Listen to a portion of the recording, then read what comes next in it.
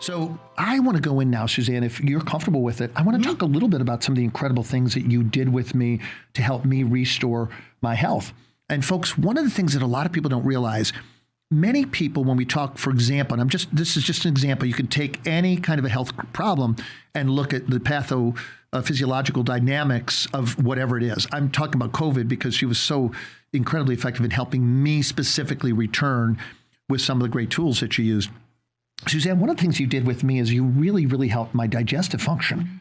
You mind talking a little bit about that? Of course.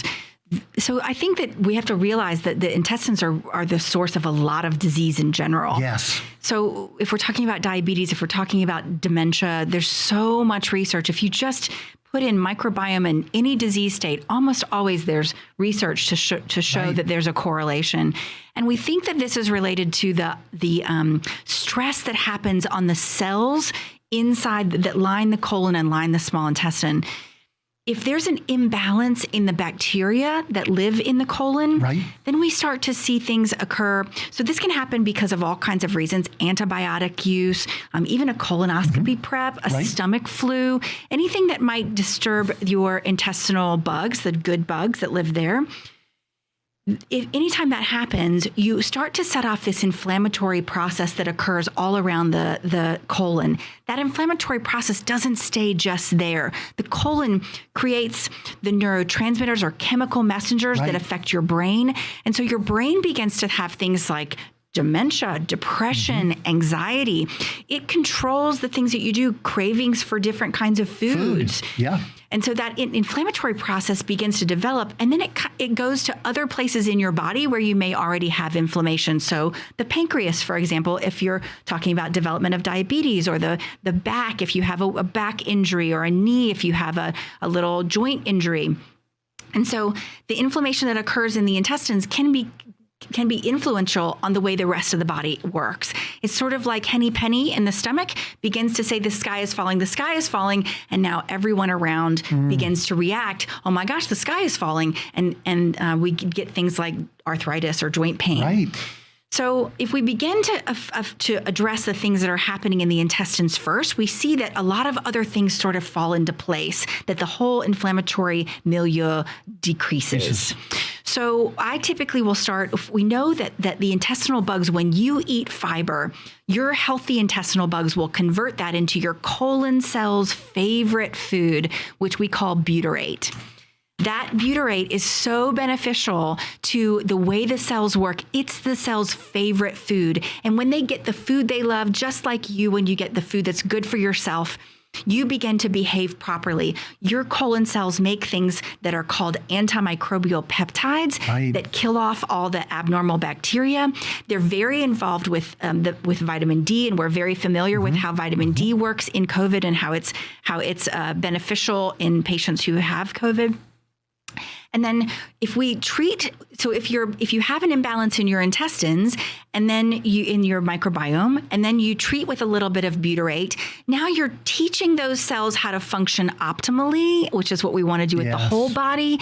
And now the bugs that aren't supposed to be there don't thrive, because if you're in a state that's healthy, then those bugs aren't going to hang around. The good ones will hang around because they're happy in a symbiotic relationship. So now you have a healthy colon, the inflammatory state of the whole body begins to go down. So we really started there with treating you, with just getting all the inflammation to go down by treating the colon first. Butyrate can be given in lots of different forms. We can give it rectally, we can give it orally, we can give it IV. All of those have different ways to be valuable. We can actually get your body to generate another similar product called 3-hydroxybutyrate by fasting. So a lot of times in patients who are dealing with significant illness, I'll start them out by doing even a short fast of 12 hours a day, something not very long. Your brain runs out of glucose stores at about 8 hours. So if we're talking about someone with some brain inflammation, we can even start at 8 hours of fasting, which almost anyone can do overnight Right. fasting. Yeah. And so I usually will try to get people to do a 12-hour fast if we're talking about the brain. If we're talking about the rest of the body, you probably need to do a little bit longer fast. But there is an area of diminishing returns, a point of diminishing returns, where people will stop getting benefit if they increase their fast for longer and longer, especially if you're doing a prolonged fast for a prolonged period of time.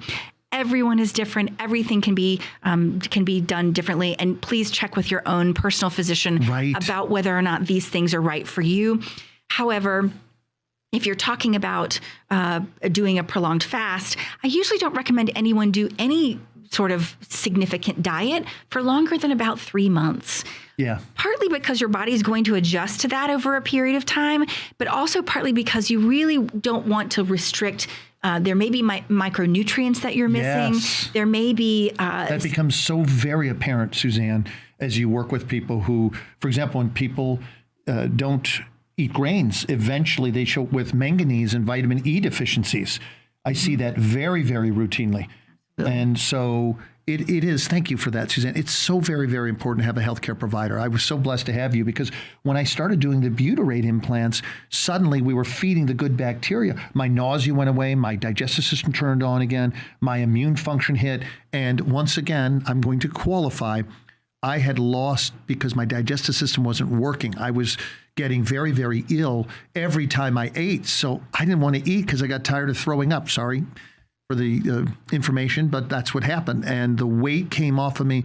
Suzanne, in 7 weeks, I think I had lost 35 pounds. It was heartbreaking. I just couldn't digest anything. My body didn't work. But as soon as you worked with me with the peptides and butyrate, my system kicked in. And in a little over 10 days, suddenly I was gaining great quality body weight again.